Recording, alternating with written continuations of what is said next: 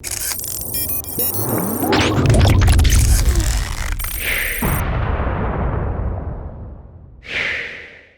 what's going on, everyone? Vega here for SerpentX Tech, and in this video I want to talk about how to tune your Xilinx C1100 FPGA, share some of the overclocks and settings that I got, as well as talk about the profitability and whether or not you should consider buying one. As Kaspa currency, the cryptocurrency is popping off because the dev team or the Kaspa team has been doing really good in making strides and getting it listed on various exchanges and reaching some of the goals they set out to achieve. So Kaspa is gaining interest from miners, not just GPU miners, but miners in general. Osprey Electronics has a very efficient E300 miner, which I'll have a link to down in the description. Use coupon code VEGA125.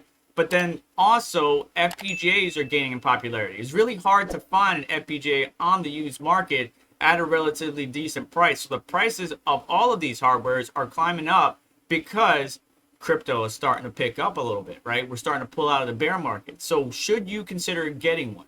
Now, by the way, there is the clocks and settings that I'm going to share with you should be able to technically apply to the U50C FPGA as well. They're basically the same. And there's even a newer one called the U55C. And you can see that this guy is a little bit more expensive. It's almost $5,000. So we're getting into the territory of the E300.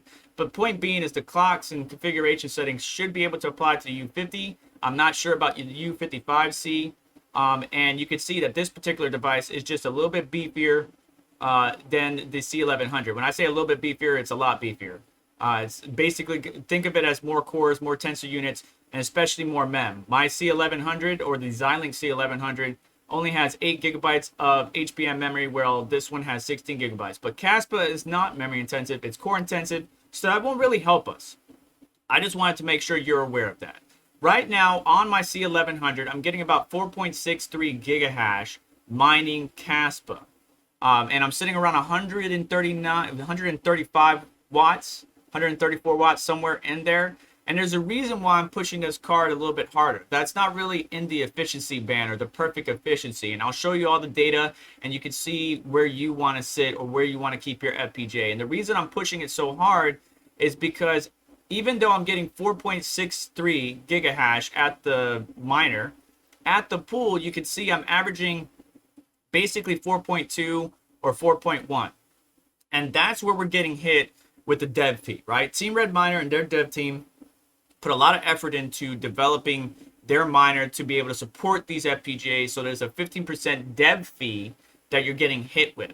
So your 4.6 turns into 4.2 or 4.1. And because I wanted to sustain above 4 gigahash, I'm pushing the card a little bit harder and kind of stepping out of the efficiency range at the sacrifice to get more hash rate at the pool level. Right now, I'm averaging about 100, 110 Kaspa every 24 hours. Right now, it only says 104, 105. And that's about where you should be. If we actually look at hashrate.no, their high overclock, it says, 112 Kaspa every 24 hours.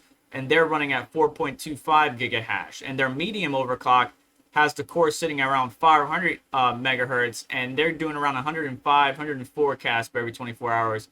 But they're only sitting around 4 gigahash or 3.9 gigahash.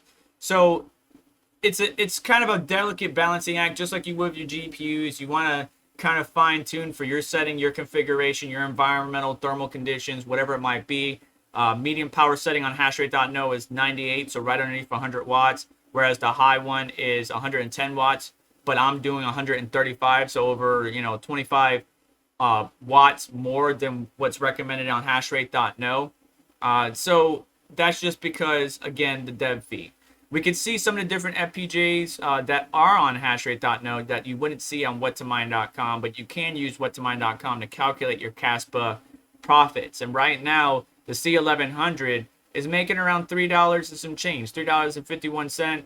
Obviously, after electricity, whether it's 110 watts or whatever, it's going to be a little bit lower, but it's still very efficient. These FPGAs are very efficient, which is what's making them attractive.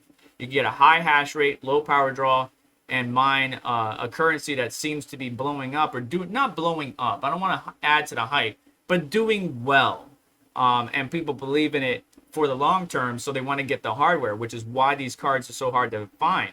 Good luck trying to find a Forest Can 33 right now at a decent or what would be a reasonable price. You're not going to be able to. And that's one of the reasons why I had such a hard time buying this particular card, because you can see on the website here, AMD has it for $23.71. If we bought that card right now at time of filming, it would take us basically 744 days to ROI. And that's based on the price that you see on this website. So it's going to take a long time, over a couple years, or right around a couple years to break even. I was able to strike out and do good, not strike out, but strike gold, because AMD's dev team messed up.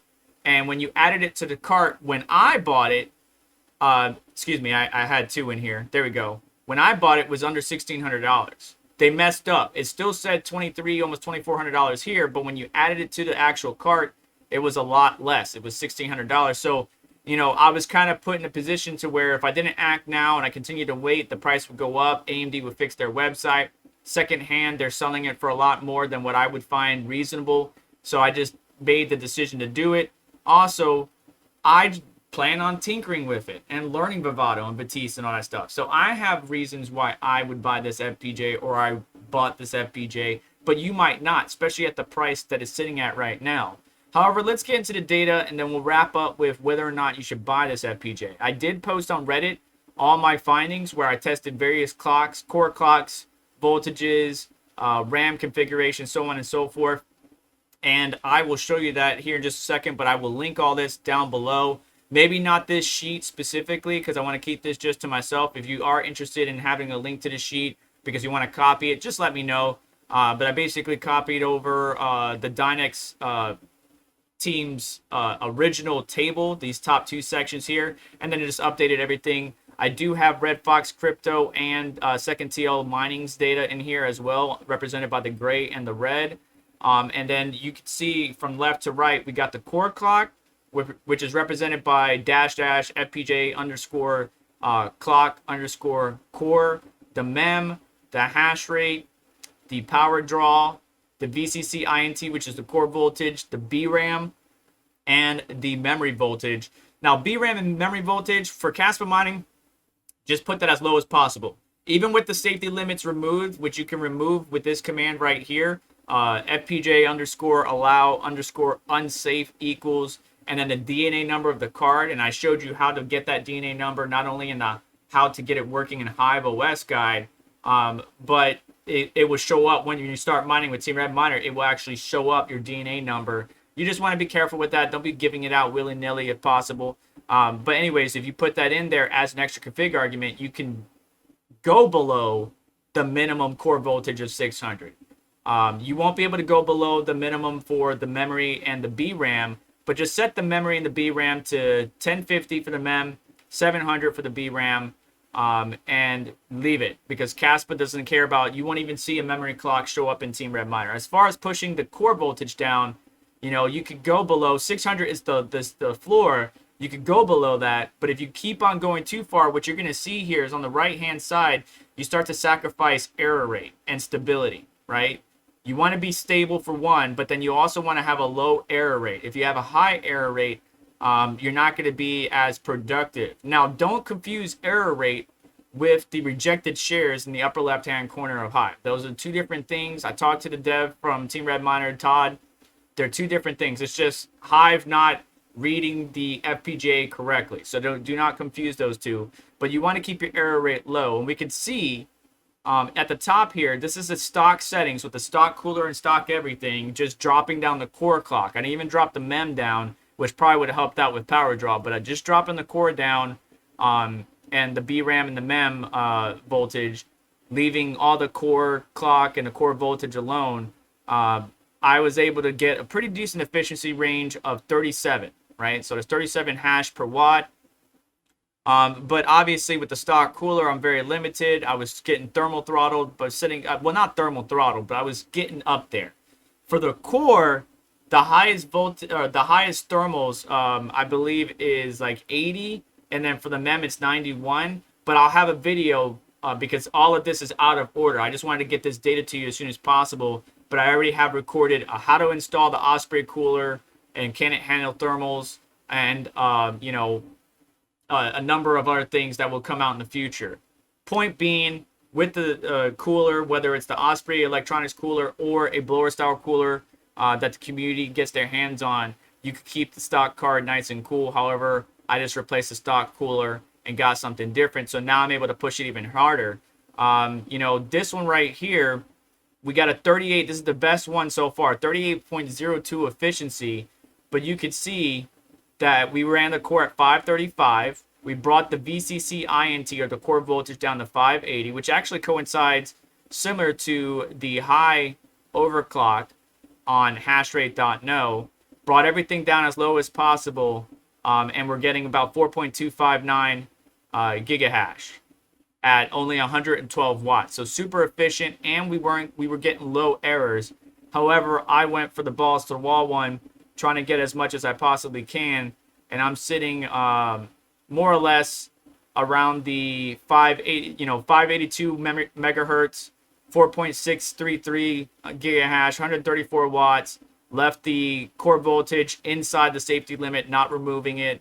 Dropped down everything, and we're only around 34.56 efficiency, but we have a low error rate of 1.4, somewhere in there. So you got to find your balancing act. So green is super efficient, yellow is medium efficient, blue means not efficient at all. We were able to push this FPGA all the way to almost 5 gigahash, which is awesome, but obviously sacrificing a number of different things. The core voltage, or the VCC INT, will not go above 620, so don't try to do that. You will get errors, and it will push it down. But you can see that we were at 618 core clock, 4.92 gigahash, 155 watts, still within the reasonable amount, because if on your PCIe slot you get 75 watts, and then your 8-pin you get 150 or more. So we're still within our safety limits. You're not gonna, it's not like the 3000 series or the 40 series or 30 series where you'll wind up causing an issue and burning some wires. Just, you want to be careful, because you don't want to overcook a expensive FPGA. So that's why I have all these data sets here.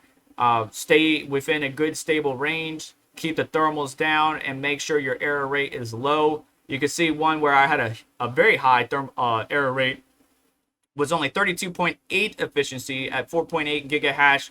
That's 606 on the core, 610 on the core voltage, or the VCC INT, 147, 148 watts, but error rate was 4.4. And then once you get past 5, the miner would just keep restarting, and it will go again until it hits 5 again on the error rate and restart. So that's why you want to stay away, obviously, not only because hardware errors hurt your productivity, but the miner will continue to restart. Now, these FPGAs are expensive, right? We got the U55C almost around $5,000, and we have the C1100 around $2,400. You see the profitability, right? Making 100 plus, maybe 100 to 110 Kaspa a day, basically $3 to $3.40 a day right now at time of filming. It's going to take over almost 2 years to ROI with this particular card, whereas with the U50, it might take only 426. TH53, there's no data on it. Forest Kitten is going to take you 1,465 days. And these these FPGAs are really hard to get your hands on, especially at what I would call reasonable street prices. So what's left? Well, you could buy it through AMD and spend this kind of money, but instead of buying the U55, you might want to save up a little bit more and maybe consider getting the E300, because you're going to get more hash rate and it's very efficient. You could even see the chip that's in here, the VU35P, versus the chip that's on here, or the C1100. There's 3 of them, 14 gigahash, and it's much more efficient compared to some of the other miners that are out there. But I'll leave that to you to decide. I'll link down to the data down in the description. I just wanted to share the tuning that I did for my FPGA, and feel free to share your insight. Go to the Reddit post, go post what your core clock is, your VCC INT, BRAM, MEM, wattage and power, or wattage and hash rate is, and share that with the community, so that way this information could be there for everybody to go to. And I greatly appreciate you taking the time to hang out with me today and watch this video. But 4.63 is where I'm sitting at, 135 watts. I didn't pay the $2,400. I wouldn't recommend paying the $2,400, but I was able to sneak in and grab it when AMD messed up, the dev team messed up their website and put it for less than $1,600. If you can find it for $1,600 or less, go for it. Originally, these things MSRP for $1,100, but good luck trying to find one at that price. Otherwise, if you're looking to spend $5,000 or more, you can check out Osprey Electronics E300. Use coupon code VEGA125 to help you save a little bit of money. But let me know your thoughts down in the comments below. That's going to do it for today's video. Do me a favor on the way out. Hit the like button. Make sure to get subscribed. Hit the notification bell to stay up to date, as well as check out some additional links in the description to help support the channel and what we do here. And you just have yourself a wonderful day. Take care. I'll catch you in the next one.